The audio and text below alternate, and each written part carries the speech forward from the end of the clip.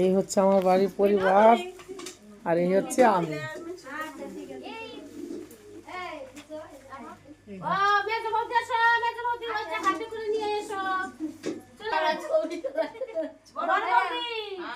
মশলা করতে পারো